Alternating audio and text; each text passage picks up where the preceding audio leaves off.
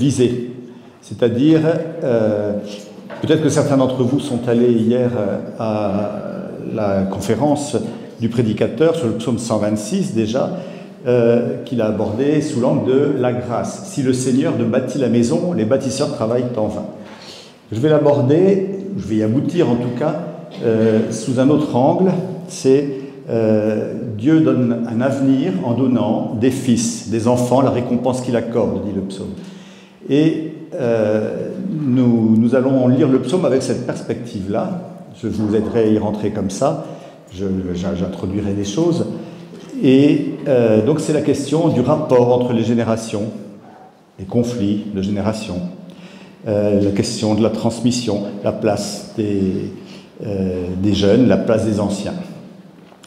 Nous allons entrer dans cette méditation en invoquant l'Esprit Saint, qu'il nous ouvre l'esprit à l'écoute de sa parole, de la parole de Dieu, et qu'il nous rende joyeux de l'accueillir et de la dire. Viens, esprit de sainteté, viens, esprit de lumière, viens, esprit de feu, viens nous embraser. Seigneur notre Dieu, rends-nous dociles, capables d'écoute pour ton esprit, lorsque ton esprit nous donne le goût de ta parole.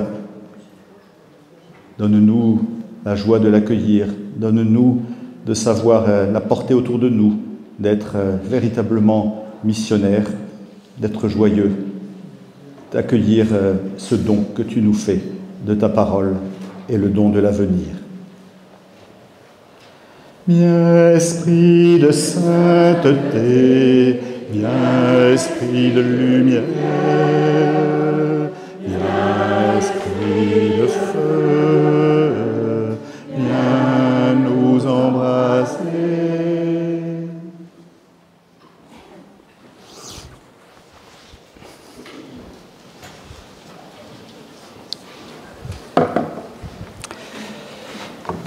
Chers amis pèlerins, je vous l'ai dit donc, mon objectif c'est de nous faire plonger dans le psaume 126, qui était le premier que vous avez eu à la messe pendant ce pèlerinage, et avec quelques questions en arrière-fond.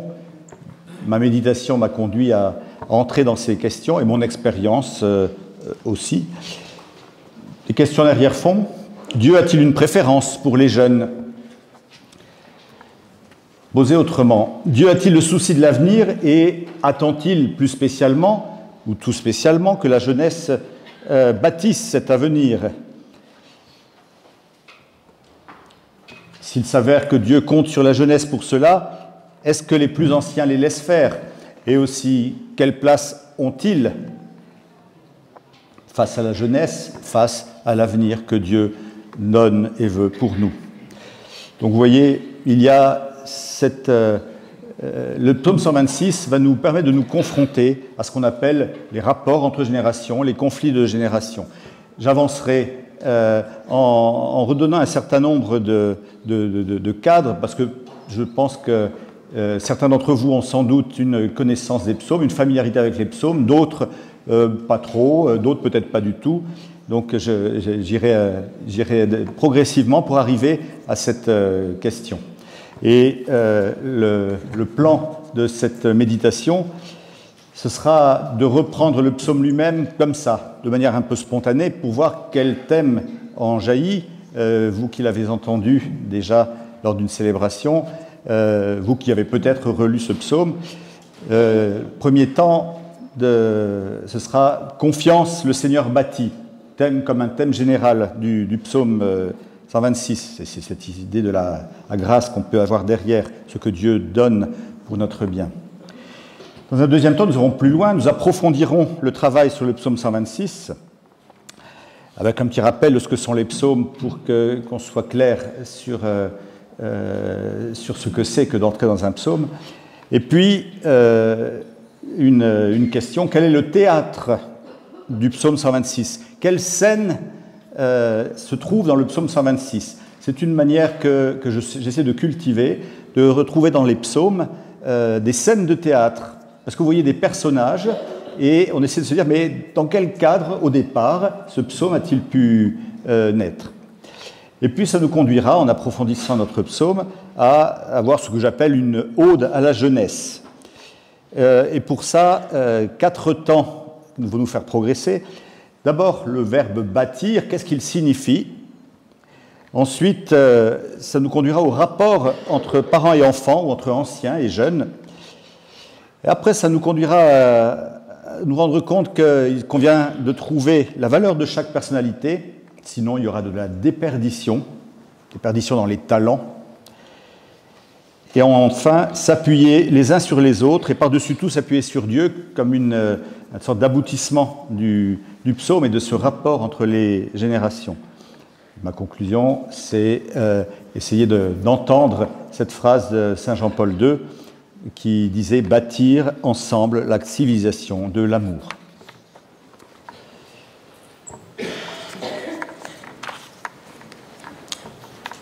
Alors, pour commencer en douceur, nous allons lire le psaume tel qu'il est dans la version liturgique que vous avez sur vos livrets.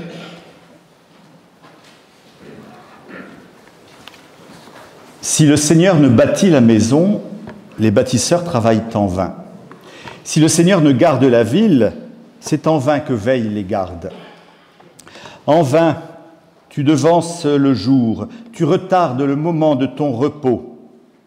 Tu manges un pain de douleur. Dieu comble son bien-aimé quand il dort.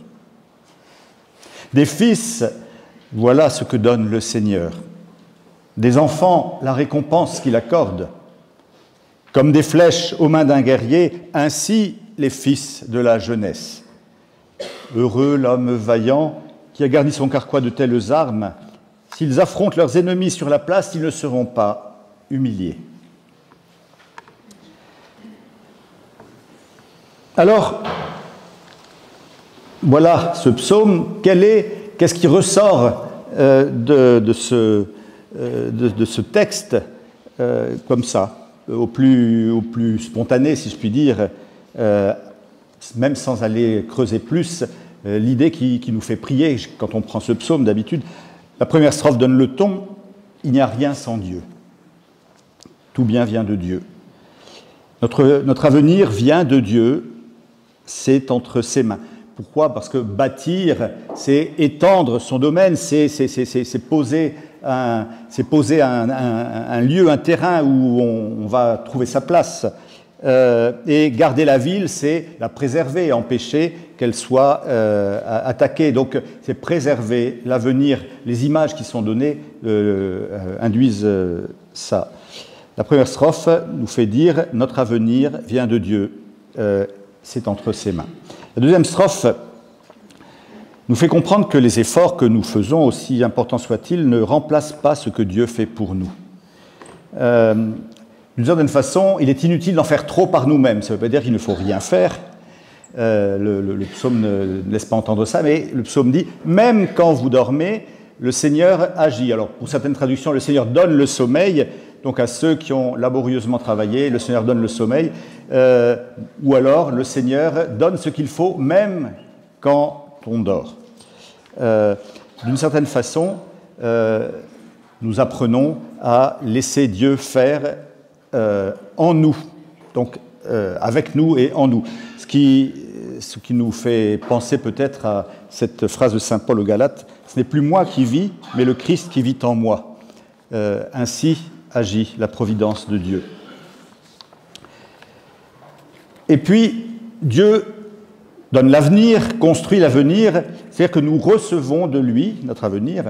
Cette réalité de la vie, pour celui qui croit, va s'approfondir donc dans les 3e et 4e strophes où nous lisons des fils. Voilà ce que donne le Seigneur. Les fils et plus largement les enfants, c'est l'affirmation de la fécondité dans la culture biblique. Grâce au Seigneur, de nouvelles générations suivent, dit le psaume. Donc la vie ne s'arrête pas. La mention des fils donc, dans la culture de la Bible renvoie à ceux qui héritent le masculin, les fils, c'est ceux qui vont hériter. Et qui dit héritage dit transmission. Qui dit transmission dit la vie qui se prolonge à partir de quelque chose de donné au départ. Donc j'ai fait ressortir ici ce message spirituel de confiance et d'abandon que le psaume 126 nous donne de faire nôtre. Je ne sais pas si vous êtes d'accord, si c'est vraiment les premières choses que vous lisez quand vous avez ce psaume entre les mains. Alors, qui dit confiance dit, permettez-moi, c'est pas pour plomber l'ambiance, mais de dire qui dit confiance dit des peurs en face, qui dit foi dit le contraire de la peur. Peut-être faut-il juste, pour nous resituer nous-mêmes, nous dire quelles sont certaines peurs qui peuvent nous assaillir. Peur de l'avenir pour notre vie personnelle, pour le quotidien de notre maison. Peur de l'avenir pour notre famille, peur de l'avenir dans nos engagements. Les choses semblent des fois vaciller. Peur de l'avenir dans notre travail. Gardons-nous le travail? Réussirons-nous à tenir dans un travail qui, à un moment, devient très lourd à porter, ou des conditions de travail difficiles, des relations de travail difficiles? Peur de l'avenir aussi pour notre Église, peur de l'avenir pour la vie de foi, pour la préservation de valeurs qui correspondent à notre vision chrétienne de ce qu'est l'homme, l'anthropologie chrétienne, ou peur de ce désir et cette manière dont les valeurs morales aussi sont touchées, c'est-à-dire la morale chrétienne. Notre monde est bousculé là-dessus. Nous pouvons être inquiets de voir, par exemple, que les déserts médicaux, religieux, se sont largement installés dans notre pays. Un désert culturel aussi. Je peux vous dire que pour prêcher, ce n'est pas quelque chose d'évident. Les appuis culturels manquent tellement que parfois je ne sais pas trop comment prêcher, sur quoi m'appuyer. J'ai pas ce qu'il faut en face de moi. Donc ça demande à se poser les questions autrement. Comment j'avais annoncé le Christ alors que je n'ai pas du tout le même... On dit que les prêtres, souvent ça jargonne, hein, mais aujourd'hui, c'est encore plus compliqué. Nous pouvons aussi être angoissés en percevant que les conditions sociales se détériorent autour de nous et peut-être pour nous-mêmes. La pauvreté prend de l'ampleur et parfois la misère. Ce qui est la dimension tragique de la pauvreté, parce que la pauvreté, c'est même un vœu, il y a même un vœu de pauvreté, c'est un conseil évangélique, c'est un appel à la sobriété dans un monde qui abîme la planète, c'est l'appel à une certaine humilité, c'est l'appel à la pauvreté, ce conseil évangélique de la pauvreté, c'est l'appel à la simplicité des relations, à ne pas se faire supérieur à tel ou tel autre. Mais la misère, c'est la dégradation de la pauvreté. Il y avait un homme d'État iranien qui avait écrit un livre, un beau livre, qui s'appelait « Quand la misère chasse la pauvreté ». Quand la misère chasse la pauvreté, c'est qu'il n'y a même plus de réflexe de solidarité, il n'y a même plus de rapport à la charité qui est fondamentale dans la vie de nos sociétés et dans la vie chrétienne en tout cas. Le psaume donc donne un message d'ensemble qui demande d'être conscient de ce qui met en péril l'avenir, mais qui aussi appelle la confiance en Dieu. Nous avons à faire ce que nous pouvons et même ce que nous devons, mais aussi à ne pas nous laisser démoraliser ou démobiliser. Alors, nous allons travailler plus sur ce psaume, comme je vous l'ai dit. D'abord, un rappel de ce que sont les psaumes. J'aime dire que, d'abord, les psaumes, on les trouve dans un livre qu'on appelle le psautier ou le livre des psaumes dans la Bible. Donc 150 poèmes, parce qu'ils ont une forme littéraire qui n'est pas avec un récit en prose. C'est la poésie à la manière de la culture sémitique. 150 écrits. Ah, non. J'aime dire que, comme une formule que j'ai trouvée chez le jésuite bibliste Paul Beauchamp, que les psaumes sont un cri avant d'être un écrit. C'est ça important. C'est-à-dire qu'on ne va pas entrer dans les psaumes en les lisant de manière trop intellectuelle et trop rationnelle. C'est pas absent de raison, hein, mais Mais il faut voir que ça monte du fond même du croyant, ça monte du fond de son être. C'est le cri du cœur pour dire des lamentations, des supplications, pour dire merci à Dieu, donc des actions de grâce, pour dire des louanges, s'émerveiller de Dieu, pour raconter l'histoire, reprendre l'histoire. Vous savez, comme on fait d'un roman national, des fois on a des psaumes qui racontent l'histoire où un croyant raconte l'histoire de son peuple.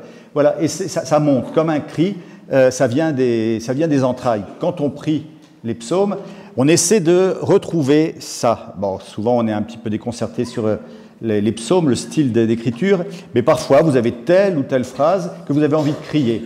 Surtout quand vous entrez dans les psaumes, commencez comme ça, c'est une bonne manière de les aborder. Et puis, les psaumes, il y a une autre façon d'entrer dedans, je l'évoquais au tout début, c'est de trouver, dans certains psaumes c'est très évident, d'autres ils sont plus linéaires, mais une scène de théâtre. C'est-à-dire que vous avez des psaumes où vous regardez, quand vous voyez des personnages qui parlent entre eux, parfois Dieu qui parle, parfois on parle à Dieu, mais parfois des personnages parlent entre eux. On essaie de se dire, tiens, voilà, je reconnais au moins des personnages qui se parlent. Peut-être que je réussis à mettre une fonction, peut-être un nom sur ces personnages. Et j'essaie de comprendre ce que c'est. Alors les psaumes, c'était, je vous ai dit, c'est des cris du cœur qui ont trouvé leur place dans la liturgie du temple. Beaucoup de psaumes, en fait, quand vous regardez, vous les saisissez très vite. C'est une foule qui prie, par exemple, le psaume 117 qu'il y avait à la messe d'hier, c'était un petit bout, mais si vous prenez le psaume 117 en entier, vous voyez, on a l'impression d'être sur le parvis de la basilique du Rosaire, et puis il y a un appel du prêtre au départ, rendez grâce au Seigneur car il est bon, et puis toute l'assemblée, toute heureuse, dit oui, éternel est son amour, et puis vous continuez, vous allez voir un personnage qui vient donner un témoignage, et donc voilà, il y a quelque chose d'assez extraordinaire. C'est le psaume 117 est sans doute celui qui est le plus extraordinaire là-dessus. Alors ici, pour le psaume 126, on peut se demander quelle est la scène de théâtre. Et entrer dans cette scène de théâtre, c'est aussi se dire, même si pour les chrétiens, les psaumes sont déjà une annonce du Christ Messie, il faut pouvoir les lire quand même en n'étant pas tout de suite à se dire c'est un psaume qui va bien dans la bouche du Christ, c'est un psaume qui prophétise déjà le Christ, même si on le fait dans notre lecture chrétienne, mais il ne faut pas enfermer non plus le psaume ici, parce que le psaume a aussi à dire des choses, c'est l'expérience de croyants pendant des générations et des générations. Alors, le théâtre du psaume 126, je vais lire la version plus littérale que vous avez entre les mains pour la plupart d'entre vous, ou qui est devant moi. Psaume 126, Cantique des montées de Salomon. Alors, les montées, Cantique des montées, c'est parce que au temple, il y avait des escaliers, des degrés, des escaliers, et c'est exactement comme nous ici au Rosaire. Alors, il y en a moins qu'au temple, il y a quelques marches qui montent sur un petit espace où on a mis le podium en plus avec l'autel dessus. Et il y avait des célébrations, des liturgies avec toute la foule était là et la chorale était sur les marches ou au-dessus des marches ou en haut des marches. Et il y avait des chants qu'on chantait pour les célébrations qui se passaient là, en avant du temple. Donc voilà, pour vous donner un peu une idée de ce cantique des montées, c'est des cantiques qu'on avait dans les pèlerinages, quand tous les pèlerins se rassemblaient et il y avait la foule était dans la ferveur. De Salomon, alors cette mention de Salomon, ça veut dire qu'on a attribué le psaume à Salomon. En fait, le psautier, on l'attribue généralement à David, non pas que David a écrit tous les psaumes, mais David ayant constitué la liturgie du temple, on lui donne l'autorité sur ce qui entre dans la liturgie. Mais évidemment, c'est des recueils, c'est des chants qui ont été pris ici ou là, qui ont été mis en recueil. Il y a 5 recueils, on reconnaît 5 recueils dans les psaumes, dans le livre des psaumes. Voilà. Bon, là, ici, il y en a un de Salomon. Il y a peu de chances que ce soit de Salomon parce qu'il semble que ce psaume est très ancien. mais on comprend qu'il ait été attribué à Salomon, parce que Salomon est celui qui a bâti le temple, et ça commence, si le Seigneur ne bâtit pas la maison, vainement ils ont travaillé dur, ceux qui y ont bâti. C'est aussi une manière de rappeler, oui, Salomon a bâti le temple, mais c'est quand même bien le Seigneur qui est derrière la construction du temple, pour ne pas prendre la grosse tête quand même. Si le Seigneur ne bâtit pas la maison, vainement ils ont travaillé dur, ceux qui y ont bâti. Si le Seigneur ne garde pas la ville, vainement veille le gardien. C'est vainement que vous vous levez tôt, que vous vous asseyez tard, pour manger le pain gagné à force de souffrance, parce qu'il donne à son bien-aimé le sommeil. Voyez, un héritage du Seigneur, les fils, j'ai mis entre parenthèses les bien bâtis, je vous dirai pourquoi tout à l'heure, récompense le fruit des entrailles, les enfants. Comme des flèches dans la main d'un brave, ainsi les bien bâtis, les fils de la jeunesse. Bonheur de l'homme qui a rempli son carquois avec elle, ils ne sont pas dans la honte, au point qu'ils parleront avec les ennemis à la porte de la ville. Alors, j'ai dit tout à l'heure, on l'a attribué à Salomon, et on voit bien, il y avait l'idée de Salomon, le bâtisseur du temple, mais la maison, bâtir la maison, et pendant tout ce pèlerinage, vous le sentez bien, c'est bâtir une maisonnée. Ce n'est pas tant les murs que ce qui permet qu'il y ait de la vie dans ces murs. C'est donc, par exemple, la famille est une maison à bâtir, l'Église est une maison à bâtir. Donc il faut avoir ça en tête. Derrière l'image, ça va aller beaucoup plus loin, c'est un groupe humain qui peut être une famille, qui peut être la communauté des croyants.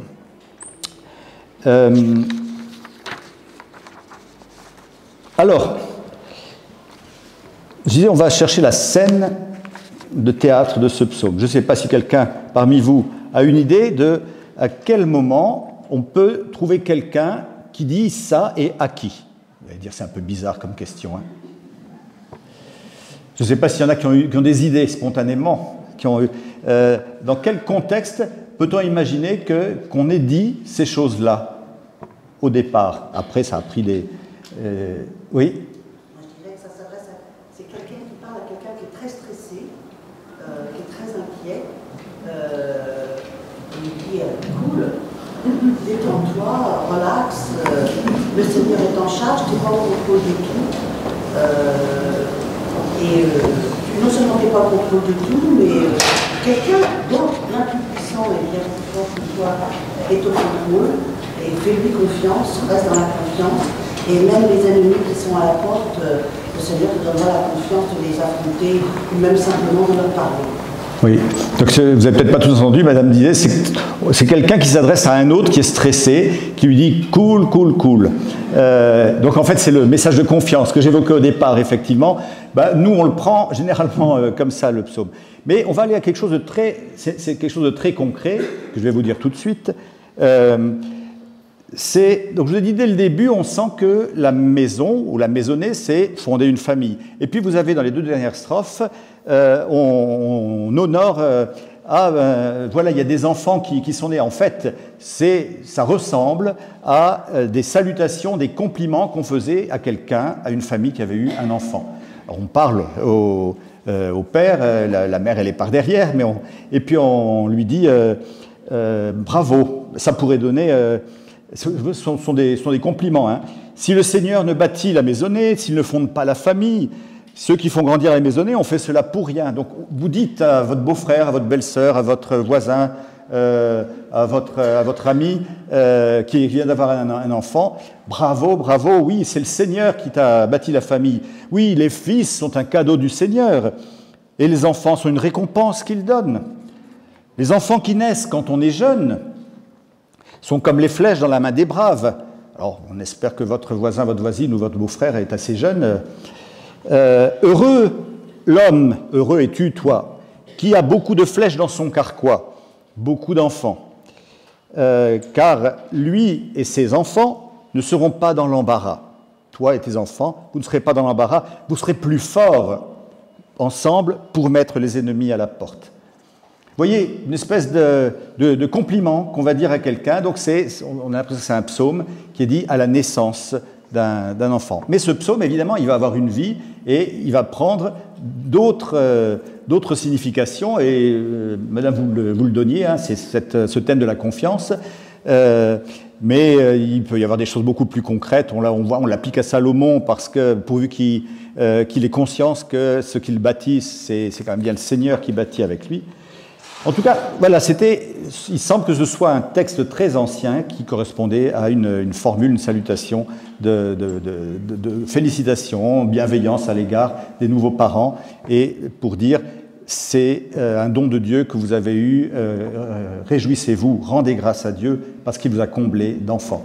Et on sait que c'est pas si simple, il y en a qui n'ont pas d'enfants, et de fait, on comprend ce que ça veut dire qu'un don d'avoir des enfants comme ça.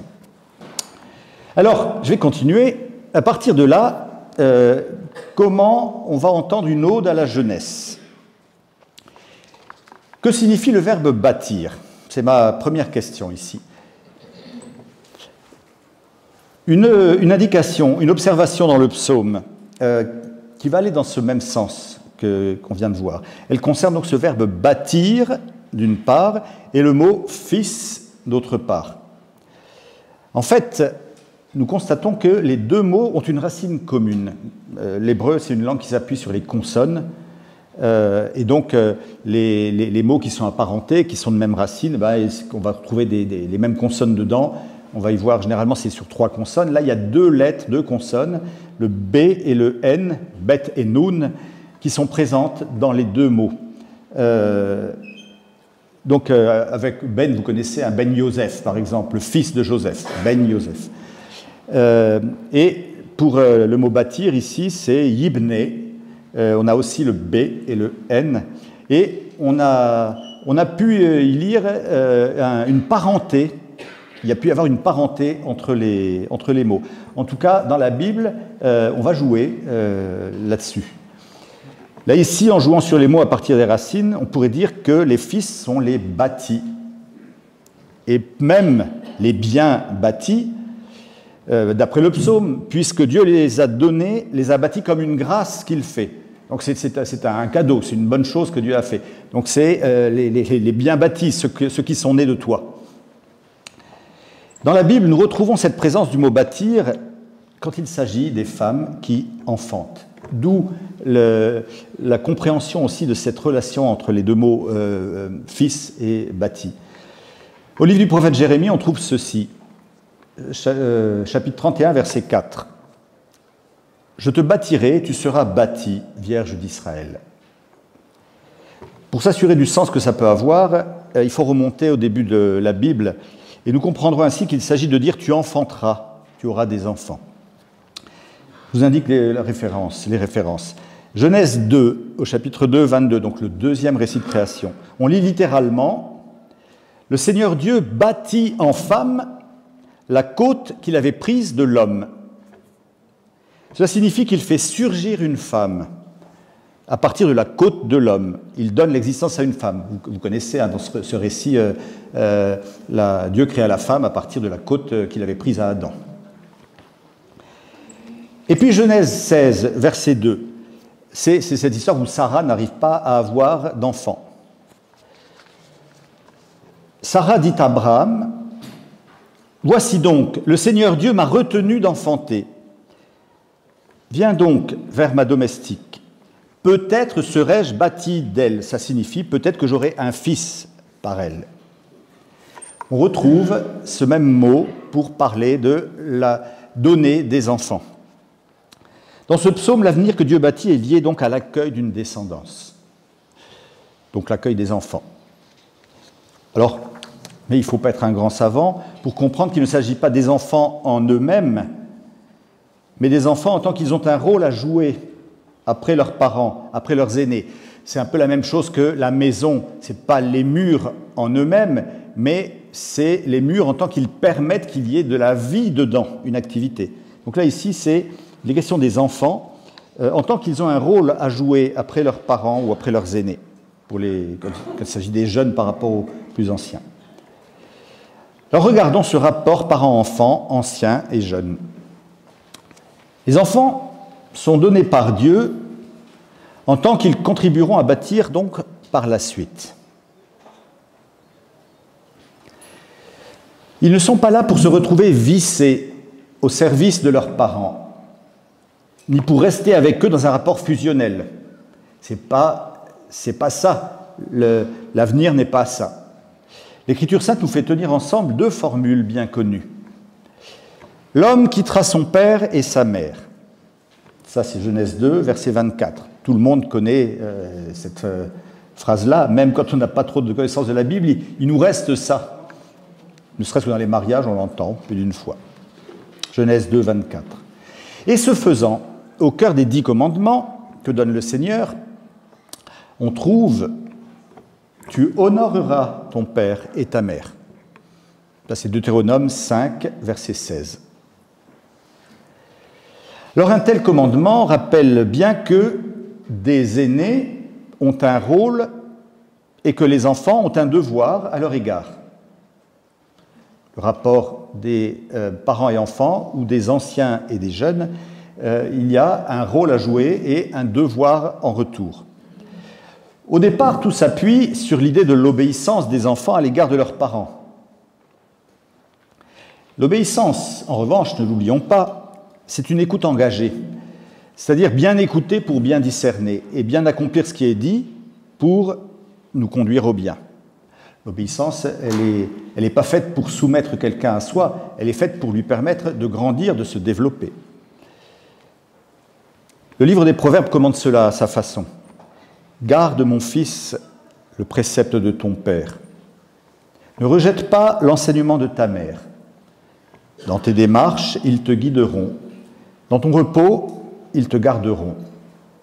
À ton réveil, ils te parleront. » Livre des Proverbes, c'est chapitre 6, versets 20-22. Le catéchisme de l'Église catholique dira que l'obéissance envers les parents cesse avec l'émancipation des enfants, mais non point le respect qui reste dû à jamais.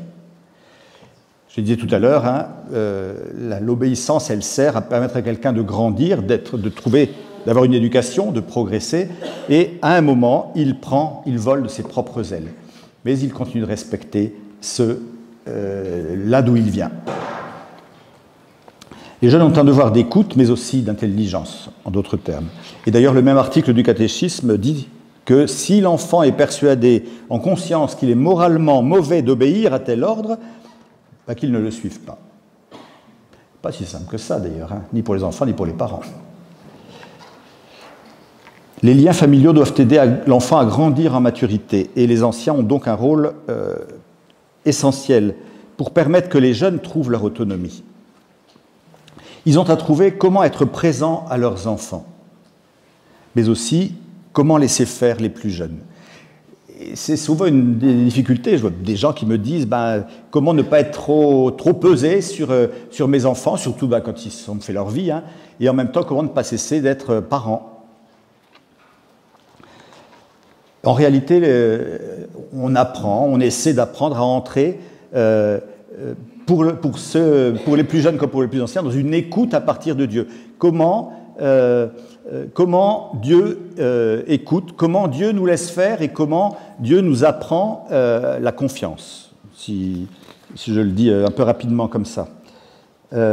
Et en fait, on va voir, Jésus va montrer comment les choses se font à partir de Dieu, et la véritable relation qui va permettre aux autres d'exister de la manière la plus belle, la plus saine, la plus sainte possible, c'est en référence à Dieu lui-même. Et Jésus va dire, donc, par exemple, Matthieu 10, 37, « Qui aime père et mère plus que moi n'est pas digne de moi.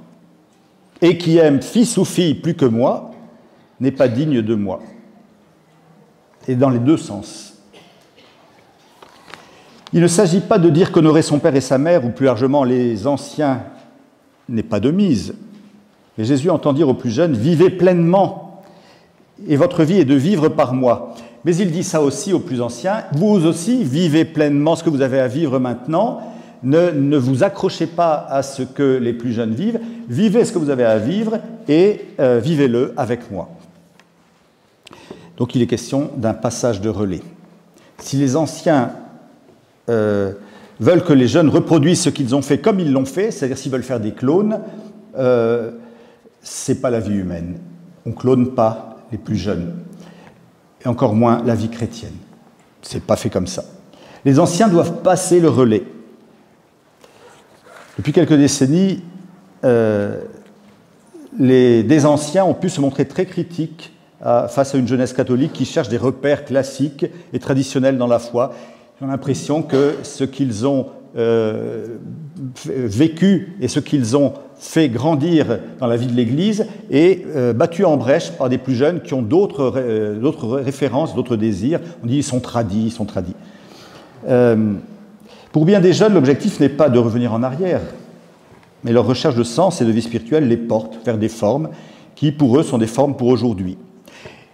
Et ça crée du conflit. Il y a quelques années en arrière, Édouard, un jeune homme, ingénieur de formation, a choisi de se donner à l'enseignement pour le bonheur de transmettre quelque chose. Il se disait professeur par vocation et voyait en cela une action au service des plus faibles. Sa vie avait pris ce but-là. Dans sa vie de foi, il a eu une grande exigence spirituelle et faisait preuve de beaucoup de piété. Et puis il y en a qui trouvaient ces jeunes qui veulent nous donner des leçons. Il m'écrivait ceci: de manière générale, j'ai autant d'horreur à prendre ma seule jeunesse pour un argument, c'est-à-dire qu'on dise il est jeune et il joue de sa jeunesse. J'ai autant d'horreur à prendre ma seule jeunesse pour un argument qu'à entendre certaines personnes juger de ma jeunesse d'après leurs critères idéologiques. Notamment quand ils veulent me dire « Comment peut-on être si vieux dans sa pensée à ton âge ?»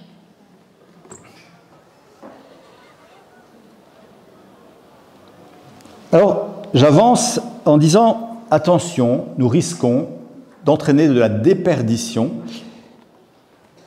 Pour éviter ça, il faut trouver la valeur de chaque personnalité. » Dans l'Évangile selon saint Marc, Jésus dit littéralement « Restez salés et vivez en paix entre vous. » Évangile selon saint Marc, chapitre 9, verset 50. Ou alors « Ayez votre sel en vous. Restez salés et vivez en paix entre vous. » Je pense que cela signifie garder votre personnalité parce que c'est sur elle que s'appuie votre foi.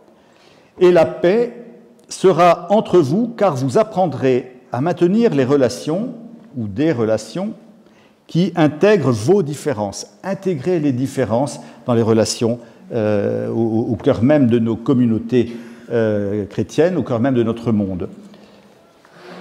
C'est pas chacun vit sa vie de son côté ou chacun se regarde en chien de faïence. Non, intégrer les différences. Parce que sinon, on accumule les exaspérations. Vous savez, on prend sur soi. On dit « je prends sur moi, je prends sur moi ». On accumule les exaspérations. On prend infiniment de choses sur soi. Puis quand on fait cela, ça conduit à exploser. Et alors la paix, elle n'est plus là, c'est la catastrophe. Elle est profondément ébranlée entre ceux qui n'ont pas su se dire ce qu'il fallait au moment où il fallait. Ceux qui n'ont pas su reconnaître les différences, accepter que les enfants font un choix que les parents n'ont pas fait. Et inversement. Restez salés de votre propre sel. Il s'agit de faire ce qu'on a appris des anciens, mais avec notre propre personnalité. Et dans les conditions où nous nous trouvons, avec les moyens de notre époque. Vous savez, il y a un adage dans l'Église qui vient de Vincent de Lérins, un adage des premiers siècles de l'Église, qui dit ceci, pour exprimer comment l'Église est appelée à se déployer dans l'espace et dans le temps. Non nova sed nove. C'est une compréhension de ce qu'est pour nous la tradition de l'Église. Rien de neuf, mais de manière nouvelle. La manière est nouvelle, mais non pas la matière. On ne réinvente pas le contenu de la foi, mais on va la dire, on va la vivre, on va l'exposer d'une manière qui, elle, va évoluer, s'adapter à des situations, à des époques. Mais le contenu n'en change pas. Sébastien était jeune étudiant. Il avait de la distance avec la foi. Ce qu'il expliquait par cette image qu'il avait de l'Église, elle est comme un grenier, avec des vieux grimoires poussiéreux. Tout y est vieux. C'est l'ennui profond. Sébastien rencontrait des jeunes du mouvement Annunzio, un mouvement avec lequel j'ai cheminé longtemps avant d'arriver à Toulouse, où je suis actuellement. C'est un mouvement d'évangélisation directe, et Sébastien rencontra Annunzio, son regard a changé. Il a pu venir avec sa trompette pour rejoindre la fanfare d'Annunzio. Qui est allé la fanfare, son but c'était d'aller jouer dans la rue, ce qui permettait aux jeunes musiciens de témoigner de leur foi et déjà de rencontrer des gens qui pouvaient se poser des questions sur le sens de leur vie. Rencontres qu'ils n'auraient pas faites autrement. Ils n'auraient pas fait ces rencontres sans sa trompette au milieu des autres musiciens, les autres de la fanfare. Oui, rien de neuf, mais il le fait de manière nouvelle. Parmi vous, je ne sais pas combien sont partis avec leur instrument sur le pont machin dans telle ville, et puis on jouait. Ça, je l'ai vu faire à Paris, sur le pont Neuf. Et ailleurs, d'ailleurs. Jésus dira, le disciple n'est pas plus que le maître. C'est-à-dire que les jeunes ne font rien, n'apportent rien de neuf par rapport à avant, mais ils l'apportent de manière nouvelle. Les anciens doivent accepter que les jeunes fassent les choses à leur façon. Les plus jeunes doivent accepter que les anciens ont fait ce qu'ils ont estimé devoir faire à tel ou tel moment, enfin au moment de leur histoire. Encore une fois, on n'est pas là pour cloner. Il y a quelque chose à transmettre et les anciens doivent se dire « j'ai quelque chose à transmettre et je ne dois pas me démobiliser ». C'est une responsabilité pour les anciens de transmettre et c'est une responsabilité pour les jeunes aussi qu'ils prennent part à la vie du monde et pour nous à la vie de l'Église en ayant à cœur le bien commun. C'est-à-dire qu'il n'y a pas que moi, il n'y a pas que ma jeunesse. Personne n'a tout ramené à soi, ni les anciens, ni les jeunes. Transmettre. Transmettre, c'est ça qui fait le fil conducteur. Mais justement, j'ai entendu bien des jeunes qui estimaient qu'on ne leur avait pas transmis grand-chose. Défaut de transmission de la part des parents, des anciens, ou alors défaut d'écoute de la part des enfants, des jeunes, je ne sais pas. J'ai un ami, Antonin, qui a embrassé la carrière militaire et qui m'écrivait ceci. Quel est l'événement qui a fait qu'on inverse le rapport? Car on a l'impression que ce sont les jeunes qui donnent des leçons aux vieux. On a l'impression que ce sont les jeunes qui donnent des leçons aux vieux. Il y a une rupture dans la chaîne de la transmission. Voilà comment il saisissait les choses. Et c'est vrai que parfois ça ressemble à ça. Alors, j'entends des parents ou des plus anciens dire qu'est-ce qu'on a raté. Alors on va essayer de voir, peut-être, on n'a pas tant raté que ça, mais qu'il y a une petite révolution intérieure à faire. S'appuyer les uns sur les autres et par-dessus tout s'appuyer sur Dieu. Pour les uns comme pour les autres, il s'agit de reconnaître que c'est Dieu qui fait grandir, progresser. Nous déplacer et revenir à ce qui est la source, qui est notre fondement, le Seigneur qui bâtit la maison, le Créateur, le Sauveur, celui de qui nous nous recevons totalement, ça va changer beaucoup la donne et ça décrispe beaucoup, en fait. C'est Dieu qui fait advenir, c'est Dieu qui bâtit la maison et chacun de nous va jouer son rôle en son temps, avec sa responsabilité et selon sa vocation. Mais c'est toujours en reconnaissance du fait que nous sommes dans le projet de Dieu. Non pas que nous n'ayons pas d'initiatives qui viennent de notre intelligence, de nos intuitions, mais nous sommes dans le projet de Dieu. Il est à la source, il est cause première de nos choix et nous essayons de les prendre donc en référence à lui. Jésus disait « Sans moi, vous ne pouvez rien faire » Jean 15, 5. Je me souviens des paroles d'un autre jeune ami, Aurélien. Il avait un profond désir de vivre dans la foi, proche de Dieu, mais aussi de profiter de la vie avec ses amis et dans les réalités profanes. Or, face à une société dont il voit la sécularisation et des chrétiens avant lui qui ont pu se faire les chantres d'une telle sécularisation, il craignait que son désir du compagnonnage avec Dieu et son désir de belles amitiés humaines soient en opposition. On apprend à mûrir pour comprendre que tout n'est pas en opposition, mais ce n'est pas si simple. Étudiant qu'il était à ce moment-là, il disait « C'est dur d'être catholique. C'est dur d'être catholique, surtout aujourd'hui. Si je ne me trompe pas, le Christ est humain, mais il est aussi Dieu. Vrai Dieu, vrai homme, oui. Alors, dit-il, on tend vers lui, mais on a du mal à rejoindre sa divinité. » Et alors, il a cette mention, c'est comme la fonction 1 sur x. Plus on avance, plus on se rapproche, mais on ne touche jamais. Si vous avez fait des mathématiques, vous verrez ici une belle et insolite image de la vie chrétienne. Il y a ici quelque chose d'essentiel qu'il convient de transmettre, le sens du mystère de Dieu, qu'on ne cesse d'approcher et dont on ne cesse aussi de comprendre que nous avons encore un grand chemin à faire pour approcher de Dieu, pour vivre en union avec lui. Et c'est lui, Dieu, qui, par sa grâce, nous permettra de faire l'essentiel du chemin. Nous apprenons pour cela à sortir des certitudes sur Dieu. Si je sais d'avance ce que je dois dire de Dieu, ce que je sais que mes certitudes, ou alors les scrupules que je peux avoir, non, je ne peux pas, je ne suis pas capable, je ne suis pas digne. Souvent, l'un et l'autre visent plus à une valorisation de nous-mêmes qu'à faire grandir l'amour pour Dieu. Le psaume 126 fait appel à notre désir de voir l'avenir se bâtir. Et il appelle à reconnaître que Dieu donne des enfants pour que cet avenir se bâtisse. C'est un cadeau de Dieu, car c'est ainsi que Dieu bâtit l'avenir. C'est ça qu'il faut entendre. Dieu bâtit, les biens bâtis de Dieu, c'est le signe. Dieu bâtit l'avenir en donnant des générations, en donnant la suite possible. Est-ce qu'il y en a qui n'acceptent pas les fils, ce que représentent les fils, c'est-à-dire les générations d'après?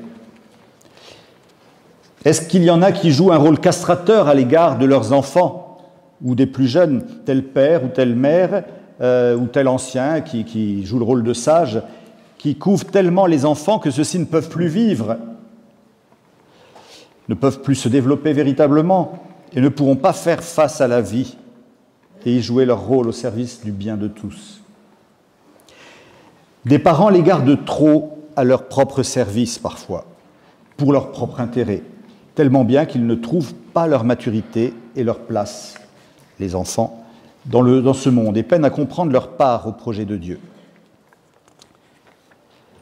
Le psaume 126 précise que les fils de la jeunesse sont comme des flèches dans la main d'un homme brave, d'un homme courageux. Alors les fils de la jeunesse, ça veut dire les enfants que l'on a quand on est jeune. Alors, il ne faut pas en rester à cette seule image qui pourrait sembler un peu biologique, c'est-à-dire qu'il ne faut pas tarder à s'appuyer sur les jeunes. D'une certaine façon, il faut accepter de laisser la place, dès que possible, à des plus jeunes. En d'autres termes, il faut accepter de vieillir sans tarder. Ou alors, et c'est équivalent, de rester jeune longtemps. La même chose. Rester jeune longtemps, vieillir sans tarder. D'ailleurs, quelqu'un hier à la conférence est venu me dire après, me donner une citation de Victor Hugo que je ne connaissais pas, que j'ai trouvée très heureuse. Qui de bonheur est vieux, restera jeune, restera longtemps jeune. Voilà. C'est bien cet esprit-là. Il ne s'agit pas de rester jeune pour ne pas laisser leur place aux plus jeunes. Je dis souvent qu'il a fallu que j'attende d'avoir 45 ans pour qu'on arrête de m'appeler un jeune frère dans mon ordre. Alors je le dis en rigolant parce que ça, j'en ai pas souffert particulièrement plus que ça, mais ça donne à réfléchir quand même. Plus on dit que les jeunes sont jeunes, plus on dit donc laissez-nous faire pour l'instant, vous n'êtes pas encore en âge de... Donc il ne s'agit pas de rester jeune pour ne pas laisser leur place aux plus jeunes, mais rester jeune pour travailler main dans la main avec eux. Et la dernière phrase du psaume nous entraîne ici même. Bonheur de l'homme qui a rempli son carquois avec elle, avec ses flèches que sont les fils de la jeunesse. Ils ne sont pas dans la honte. Alors vous voyez, bonheur de l'homme, c'est au singulier, l'homme, et ensuite, on passe avec un « il » qui est indéterminé, le « il » au pluriel. Ils ne sont pas dans la honte. C'est l'homme et ceux qui suivent après lui, sa descendance, ses enfants, ses fils. Ils ne sont pas dans la honte au point qu'ils parleront avec les ennemis à la porte de la ville. On l'a dit au départ, la ville, c'est le lieu de l'activité, c'est le lieu des projets, c'est le lieu de la vie, de la vitalité.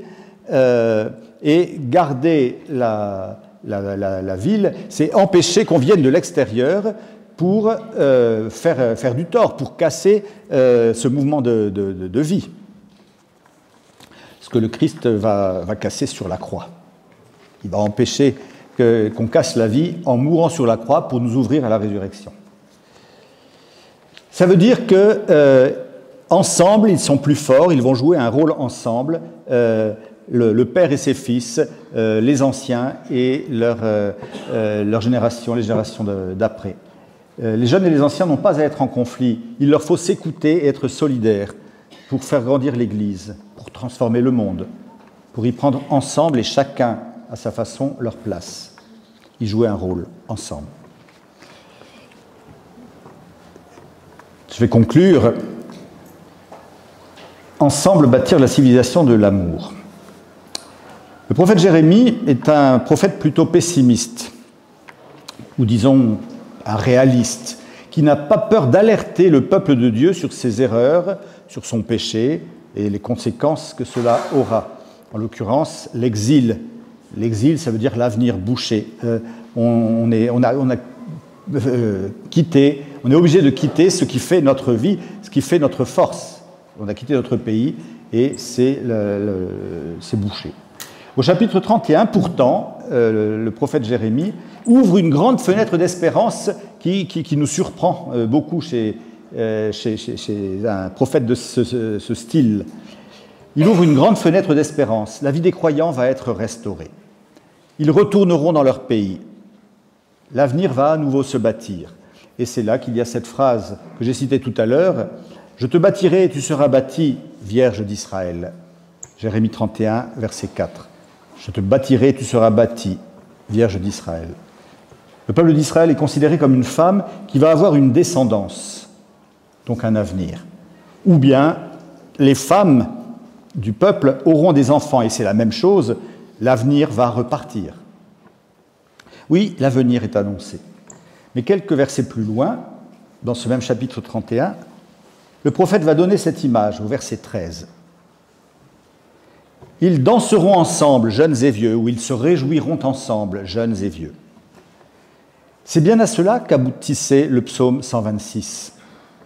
Il ne s'agit pas d'y voir un discours jeuniste qui traiterait les anciens comme des vieilles badernes complètement finies pour dire place aux jeunes. Il ne s'agirait pas non plus de mettre sous cloche les jeunes et de considérer qu'ils embêtent les anciens qui disent sans cesse « on a toujours fait comme ça ». On l'entend facilement. En fait, il nous faut entendre ceci. Nous sommes tous la jeunesse de Dieu. À nous tous de ne pas donner un coup de vieux à Dieu. À nous tous ensemble. Comme le prophète Jérémie, nous pouvons apprendre à tenir tout à la fois le pessimisme devant l'avenir et l'espérance que l'avenir se bâtit. Mais associer réalisme et idéalisme, pessimisme et espérance, suppose que nous apprenions à sortir de ce qui cultive les conflits de génération. J'essaie d'en donner des pistes, mais tous, dit le pape Jean-Paul II, tous, jeunes et vieux, sont appelés à travailler ensemble pour bâtir la famille humaine, pour bâtir l'Église, pour bâtir la civilisation de l'amour. Jeunes et vieux, tous ensemble, en sachant que c'est Dieu lui-même qui bâtit les forces et les dispositions qu'il nous donne.